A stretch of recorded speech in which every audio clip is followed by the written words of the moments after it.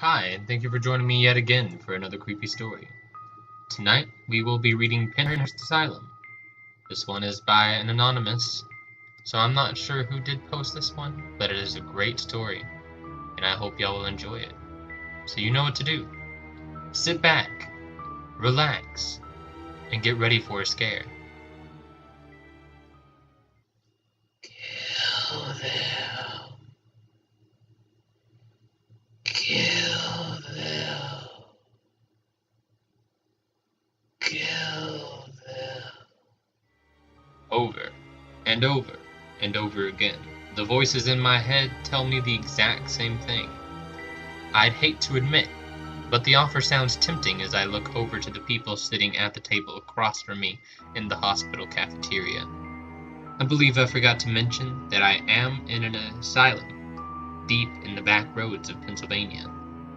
I'm sure that you haven't heard the true story of this place due to the fact of some of the world's worst experiments have been held here, and for the sake of the people, the events that have happened have mostly been covered up. This place is called Penhurst Asylum. The Penhurst Asylum, as you may know, is recognized today as a haunted tourist attraction, for I remember it as a hellhole that I called home for many years.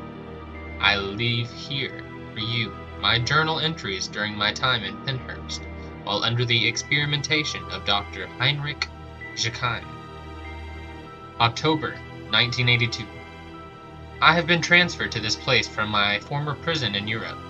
My new home is called Penhurst, and I guess it was an old high school and hospital. Honestly, I wonder why the fuck I was transferred here in the first place.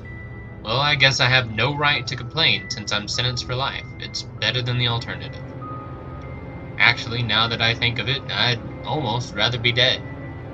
To know that all I have to do is look forward to the eventual occurrence of death. The desire to go on slowly fades away as the days drag on. I heard rumors from the other inmates that there's a doctor here who has inmates taken to him and they just disappear. I can tell now that I do not wish to meet him. Hopefully I don't. February 1983. Over the past 4 months, the inmates have been disappearing more and more. Even my new friend Darren. Darren and I met during lunch about 2 months back. He and I hit it off very well. Turns out he also used to live in Pennsylvania just as I had before we were transferred to Europe to our new prison home. We discussed why we were here in the first place. I was sentenced for the murder of a family of 6. He was sentenced for the manslaughter of, I believe, 2 people. Funny enough, we did not let our past actions corrupt our friendship. We actually looked at it as a form of common interest. But Darren was taken away a few days ago. I'm not entirely sure why. I need to find out what happened to him, and I hope I'm not next. April 1983. The guards in my section seem to be taking different inmates away. I can tell my time is coming. I don't know what to do. Escape? I'm not sure how the hell I'm going to get out of this place. Too heavily guarded. I hear them coming to my cell. I don't want to die. March 1984. He took me. He took me away and did things to me. Unexplainable things. The flash of the lights, the blur of the red mist. My entire back is burning. He cut it open and performed some kind of surgery. I can still feel the stitches on my back, sealing up where he cut into my flesh. But wait, I feel something in my back. In the center of my back on both sides of my spine, I feel a sort of lump on each side. May 1984. The lumps in my back have seemed to grow larger. It feels as if they're about to burst. I can't take the pain anymore. I must find out what the fuck Dr. Heinrich did to me. I'm cutting open my back and taking out whatever he put there. May 1984. Later that night. I cut my back open with a piece of the mirror that was in my cell. I can't take the lumps out, they seem to be growing. What the fuck has he done to me? I hear screaming coming from the upper floors, more prisoners being taken away. Why am I lasting so long? What's so special about me? Why can't he just kill me already? I have longed so long for death, and this sure as hell isn't helping. I may as well just slit my own throat with this mirror shard. You know what? I just may do so. Wait. I hear the guards coming. Oh God, no. Not again. I don't want to see the doctor again. He's gonna do those horrible experiments to me again.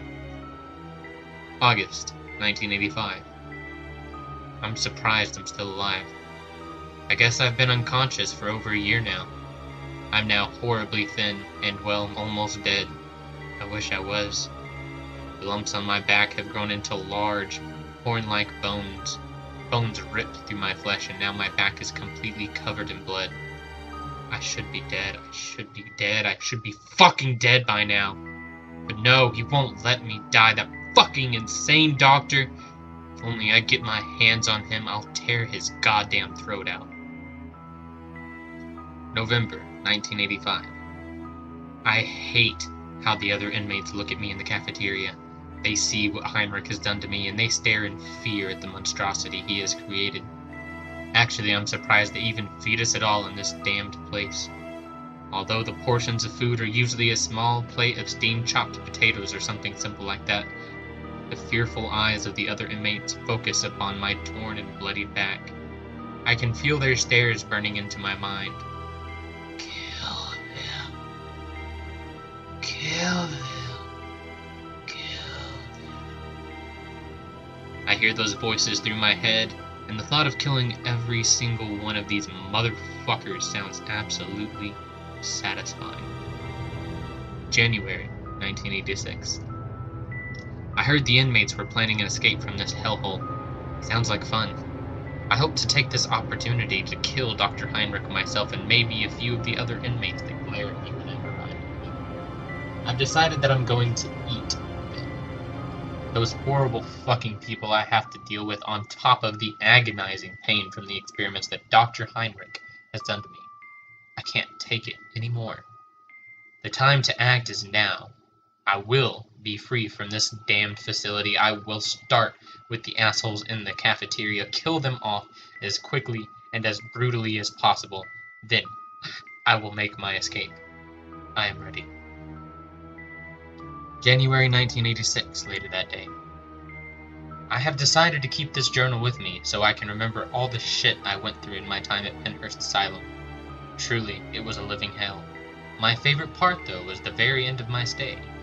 I helped myself to the flesh of the other inmates. I was so hungry. Not anymore, though.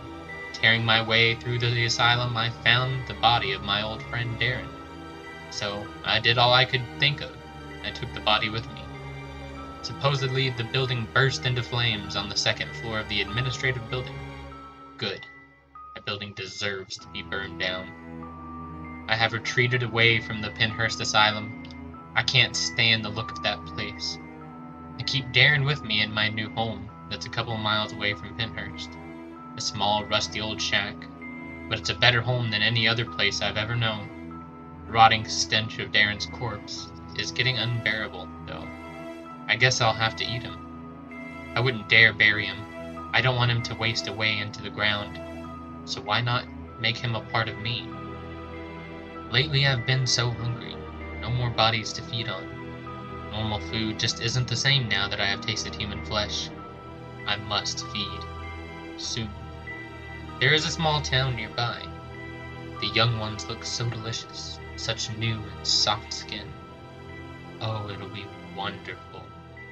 I'm sure the adults wouldn't mind if I just took one or a few. That was Penhurst Asylum. A little shorter than my regular videos, but still good. I hope y'all enjoyed it, and hopefully it made it a little harder for you to fall asleep tonight. And I hope y'all come back again sometime.